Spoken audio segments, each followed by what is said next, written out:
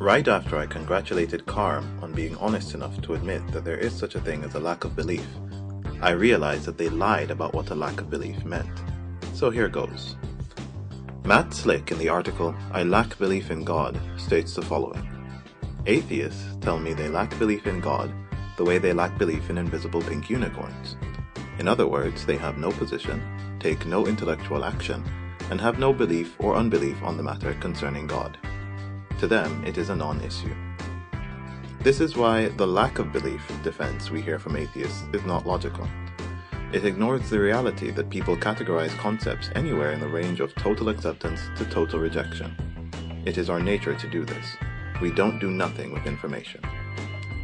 And that brings us to the seventh lie that Christians tell and why they tell it. That a lack of belief means having no position concerning a claim. The lie can be lifted word for word from Matt Slick's article.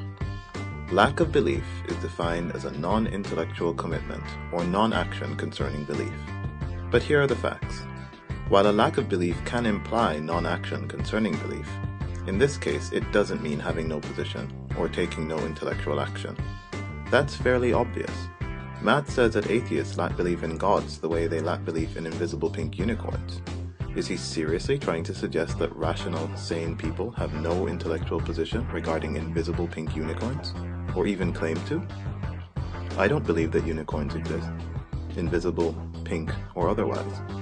And in exactly the same way that I don't believe in unicorns, I also don't believe in Zeus. I don't believe in Allah.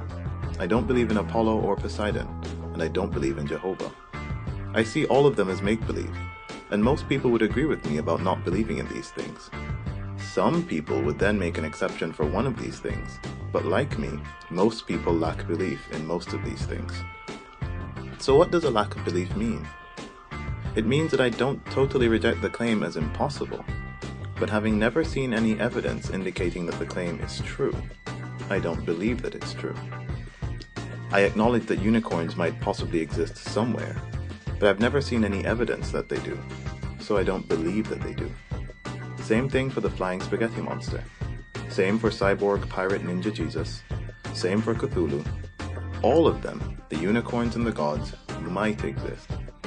But since there's no evidence that either unicorns or gods exist, and since I only want to believe in things that are real, I don't believe that either unicorns or gods exist.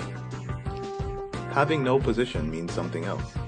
It means you have no stance at all on the issue, and that's definitely not what I do with unicorns. Matt goes on to ask, if I said there was an ice cream factory on Jupiter, what would you think? Would you entertain the idea as a serious possibility? Would you quickly dismiss it as an outlandish absurdity? Would you request evidence for it? And it's clear in the article that he's leading us to think that quickly dismissing the idea is the only appropriate choice. But he's wrong. Requesting evidence is the only appropriate response to any claim. Allow me to demonstrate. What if I said there was a species of lesbian lizards on Earth? That's right, lizards. All female, all lesbians. What would you think? Would you quickly dismiss it as an outlandish absurdity? Or would you request evidence for it? If you said that you'd request evidence for it, you picked the right answer. The reason being that reality does not conform to your opinions, or your preconceived notions of what is and isn't ridiculous. I think that your religion is ridiculous, if not downright stupid. You probably think that other people's religions and pet superstitions are ridiculous. You might also think the idea of lesbian lizards is ridiculous. But it doesn't matter what you think, or what I think, or what anyone thinks. What matters is whether or not there's any evidence that any of these things are true. And while there's no evidence that any gods exist, there's plenty of evidence that lesbian lizards exist. Here's their commonly used name. Here's their scientific name. Here's a link to a Wikipedia page about them. Here's a picture of one. Here's a couple more pictures. And the one on the left, you guessed it, girl on girl lesbian lizard action. And if you still don't believe me, here's a zoo where you can go see them for yourself. You see, when you structure your beliefs around evidence, you end up with a more accurate grasp of reality. But when you believe things without evidence, and then on top of that dismiss other things as ridiculous without asking for evidence, not only are you delusional, you're narrow-minded, and your whole life you'll be as ignorant as you are right now. From the evidence that Matt gives, it's fairly clear that he's aware of all this. There is no way that all the atheists he's spoken to have no stance concerning invisible pink unicorns. It seems suspect that he would even believe that. So the truth is that lack of belief in this context means acknowledging that the claim is possible, but not accepting that the claim is true.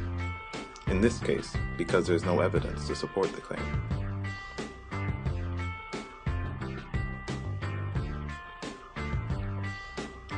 The why is the same as always. It's because there's no evidence that any God exists, and the only appropriate response to an entirely unsubstantiated claim is a lack of belief. Even Christians know that, and do it all the time. I think that unicorns probably don't exist. I can't prove that they don't exist, so I don't claim to know that they don't exist. But there is no evidence that they exist, so I don't believe that they exist. Say this about unicorns, and everybody accepts that it's reasonable. Say this about gods, and suddenly people like Matt are up in arms. Why the double standard? And let me ask you this, Matt. What do you think about unicorns? Do you believe that they exist? And if not, why not? Because if you're rational, sane, and honest, as soon as you fully explain your stance on unicorns, you will no longer need me to explain my stance on gods.